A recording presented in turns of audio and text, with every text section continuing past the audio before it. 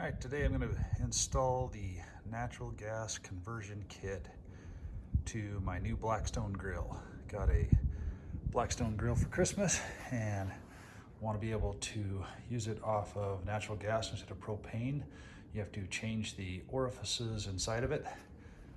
I already removed the top because I could not do both, hold the camera and remove the top with one hand. You just slide it forward, you can see it comes out of this notch right here when you slide it forward and the top comes off. Then I've just got to pull these out and go ahead and change the orifice behind it, as well as swap the propane hose. And you can see when we built our house, we put a natural gas hookup back there. So let's get started. So unboxing this, I'll just lay it out here on my deck. Full disclosure, I did already open mine up to look at what fitting I was going to need, but you get a handful of pieces inside of here. Nothing else inside there. A little booklet on there, and then the valve that goes against the side of the house for the quick release, the 10-foot hose, and then the orifice tool, as well as the burners and side burners, and then thread check gauges. Now, you will not use all of these parts in yours. This is set up to fit 28-inch, 36, 50-inch, and tailgater, as well as range top and single burner stoves. So all of these fittings will not be used when you're done with yours. You may only need 4, and these 4 or 6 of these, and none of these. And then these are to check which size of orifice you need to put in your actual griddle. Okay, to remove this, you're gonna go ahead and take a Phillips screwdriver and back that screw out. I'd already started mine, so that it was easier to do one-handed. Set that aside. You do not need to undo this piezo and igniter here. It's got a long enough cable in there that we can go ahead and pull this up. And I will say it's a little bit rough that first time. It's a little, you have to pull harder, but it catches on this back end right here. And if you look down here, I'm gonna flip the phone around. You can see that orifice that we're gonna pull out right there.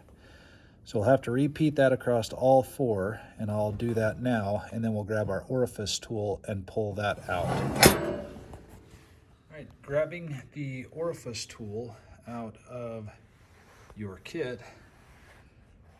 Unfortunately, on this 36 air fryer combo, it's really hard to use the angled side. In fact, I can't reach that in there to get it. You have to use it the long way. And they put a little bit of thread sealant on there, which we will do as well when we do it in reverse order to install them. And I couldn't get mine undone with just my hand. So I actually took my crescent wrench, put on this outside of this tool to help me a little bit. Now, keep in mind that you are facing the threads. And so you may want to come around to the back and do it that way. It is lefty-loosey. Sometimes people get confused that with propane it's all reversed. Not on these. It is lefty-loosey, or counterclockwise to reverse them. You're gonna spin that guy out, and that's what it comes out like. Now, maybe asking yourself, why do I need to switch these over? If you'll notice inside of the kit that they have here, it's really hard to tell, but this is a larger orifice than this one here. This one says 1.15 on here, and the other one says 2.0. And the reason for that is propane burns hotter than natural gas. So you actually have to let more gas through to have the equivalent number of BTUs. But it's a lot easier to do this once and never have to go buy propane ever again, so it's worth the hassle to swap these out. I'll go ahead and pull the other ones out, and we'll check these and see which ones we need to put in on the opposite end. I wanted to pull one of these out and show you just how much sealant was on there. This took more effort to get out than I would have expected it to, and it's because it's not glued in, it's a thread sealant paste, but this stuff is hardened or kind of caked on there. I had to use the orifice tool and a pair of pliers on there for like 3 full rotations before I could just do it by hand. Part of that's because I can't get the 90 in there and use the leverage of the tool with the 90, because on this model it's recessed back in there. But also part of it is, I mean, look at how much just crusty crud is there from the thread sealant that they'd used to put it on there. And we're going to go ahead and do the same thing on the back end and use that thread sealant, but it was a little surprising. Probably want to blow the threads out a little bit to get some of that gunk out of there, that dust out of there when we put it back in, just to help make sure we don't cross thread stuff. Okay, I removed the 2 thread check gauges out of the package. You can see that one says M6 by 1.0 and the other one says M6 by 0.75. Clearly this is the one that I need, which means this bottom row of M6 by 0.75 are the ones that I need. So I need to reinstall 4 of these in there. Now, before we do that, they also tell you that you want to use some pipe thread sealant, and this is slow dry soft set. It's actually what they recommend, Rector Seal, and it is for use in gas appliances, gas and water pipe thread sealant for 2 inches or less, and can be pressurized up to 100 psi. Actually, natural gas is like 2 psi or less. So this is perfect stuff for this, and this is exactly what we want. I've had this in my pocket so it'll warm up some because I am out on my back deck to do it. But I'll put a link to this and the kit and everything else I've used in the description down below.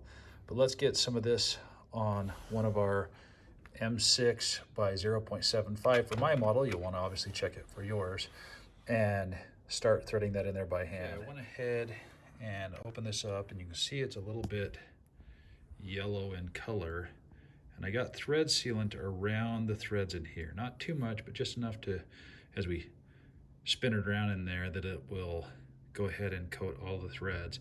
I will say one nice thing about this tool, especially for starting these, is that it won't let it get too deep in the actual tool. And so we can come down here and get it square.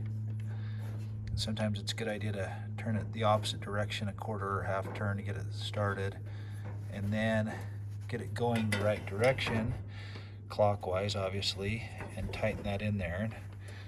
And go ahead and get that nice and firm. I'm not going to over tighten these with that thread sealant on there. We should be good. You can possibly run your finger in there around the bottom of that and see if any excess came off a little tiny bit, which is just about the right amount. So that is the first one done. I'm going to grab the remaining 3 and do that with the remaining 3. Okay, all 4 are back in the orifices, and now we can go ahead and put the burners back in.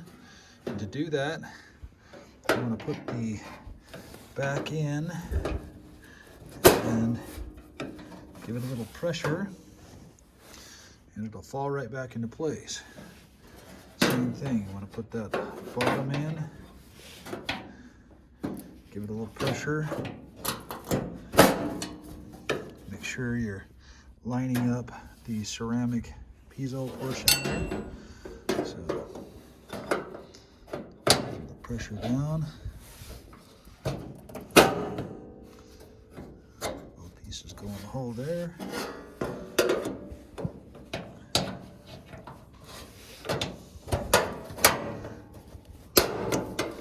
And that there, make sure again that wants to catch on that igniter assembly. Grab your Phillips head screws, put those guys in there. And tighten those up. And we're done with the top half. This does have the air fryer built in. I'm going to have to change an orifice for the burner on that as well. And we'll move to that next. Finish up these other two. Okay, for the air fryer, to be honest, the instructions weren't super clear. I had to just troubleshoot this and figure it out on my own. But there's a hose that comes down inside the unit from the knob on the front to this burner assembly that runs the air fryers for the back. And you got to loosen this nut and pull that away and change this orifice here. So I'm going to, no, you don't. Okay, I had to get 2 wrenches and obviously hold that back larger nut with a wrench and then put a smaller one on the orifice here to pull it out. It's going to be the same thing we did on the burners up top, is pull that out and run it in our thread check and use the side burner pieces that came with it. So I'm going to finish pulling this out all the way, and did require 2 hands.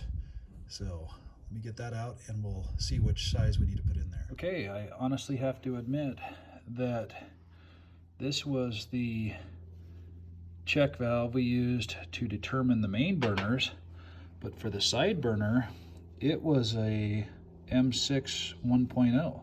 So don't make the assumption that because you use the 0.75s for the main burners, that it's going to be a 0.75 for the side burner as well, because mine was not. Mine was the 1.0. So I'm going to go ahead and pull that guy out of our assembly, put some thread sealant on him, and put it back into that burner assembly for the air fryers down below. All right, the new one is reinstalled. I used the tool that they gave us and the crescent wrench that I had, and we're going to go ahead and put it back up in the housing that it needs to. But before we put it clear through, it's going to be a little hard one-handed.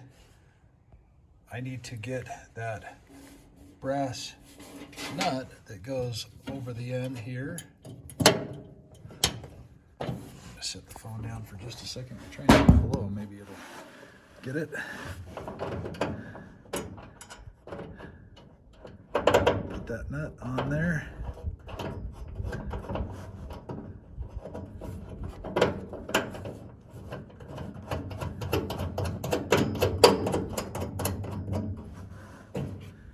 Okay, so we have put that in there.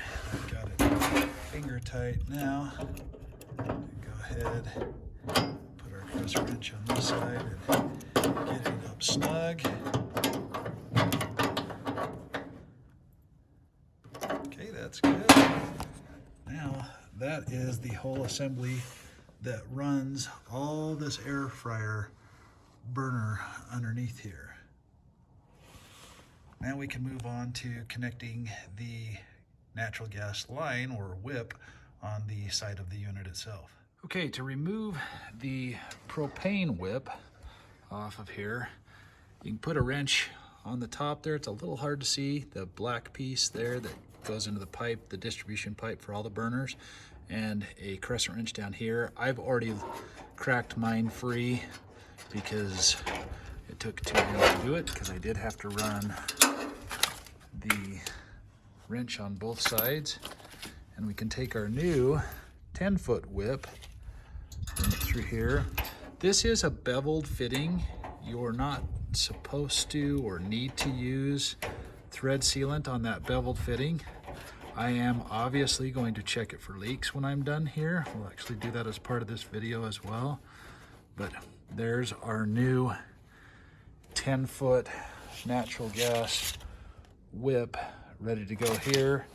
And the other end, as you can see, is the quick release valve, kind of like an air compressor hose, to go into the piece that we attach to our house, which I will do that here in a second. Put that on here. I'm going to grab both wrenches and tighten that snug, and we'll move on to the fixture on the side of the house, which is this guy here. I did have to run a 1/2 inch to 3/8 reducer and then run a 3-inch mil-to-mil nipple to attach this piece on there. So I went ahead and did that with some thread sealant, and going to add some more thread sealant here. Go ahead and get that around both sides. And now we will put on this fixture. I may go get a 90 and angle this down, because this sticks out a little further off the wall than I was really wanting it to, but not the end of the world. Now, I do need to tighten this in to both sides of the union and the wall itself, and so you'll see that it's giving a little bit on both, and I really should be supporting the other pipe on the back side, which I will do here actually before I go too tight with it, so that I don't turn that valve in the wall. But it's actually feeling pretty good. So we're pretty well set there. I'm gonna go grab my squirt bottle with a 50-50 mixture of soapy water, or not 50-50, but a good soapy mixture, so it'll blow any bubbles for us. We can check to see that we don't have any leaks going on here. And then we can connect our ends up here and test that. So I'm gonna go ahead and hold this here with another crescent wrench and tighten this here just to make sure that all of these connections are snug. Okay, I grabbed me a little bowl. I thought I had a squirt bottle, but I grabbed a bowl of really soapy water. You can see the bubbles in there. We're gonna just go ahead and slather that all over our fittings. I'm gonna try and get those ones at the back too, in case I disturbed any of those while we were doing stuff. And I'm not seeing, a lot of times you'll see bubbles start to come off the bottom. This isn't a bubble, that's just a drip. You'll see bubbles form where it's just heavy enough that it draws it down, but I am not seeing anything there. So I'm gonna make sure that all of my burners are off, and they are. Grab our new hose end here and push that back and in. And now, just for fun, check that as well. I don't see anything there. While I've got a little bit of extra soapy water, come up and test that beveled fitting.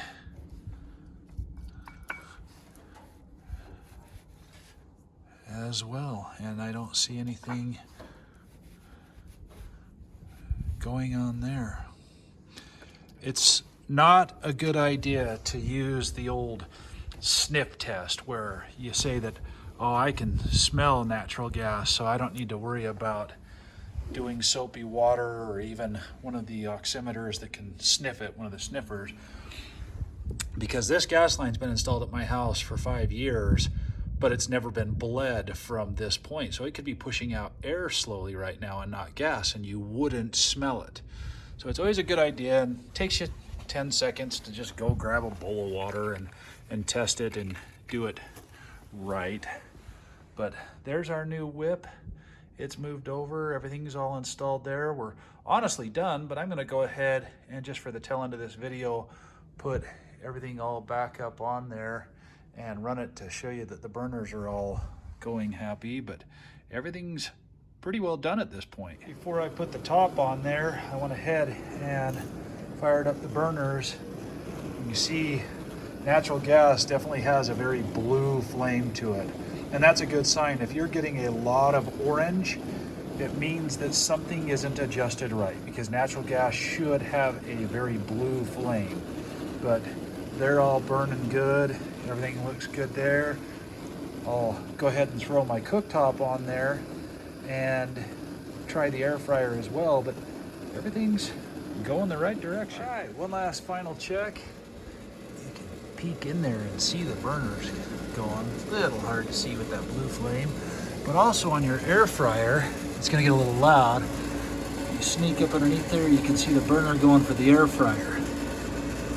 Now, one word of caution with the air fryer, not a word of caution, but just a heads up. On the air fryer, it doesn't burn as hot with natural gas, so your cooking times may need to be a little bit longer. But you know what? I'll cook a little longer without having to go get a propane tank every time I want to cook something, which is annoying at best. So there you go. Not too bad. A little bit more work than I thought. Definitely a lot of that thread sealant on those old ones we took out. But Scooby approves. It's ready to go. There is the box. Things I had to buy extra that did not come in the conversion kit were that thread sealant, the Rector seal. I'll put a link to all this stuff down in the description, and that step down conversion for a 1/2 inch to 3/8 line. That is a 3/8 line that it comes with. But honestly, super excited. Might do some Philly cheesesteaks tonight. Getting hot, everything's seasoned nice. Gonna be great. Thanks for watching.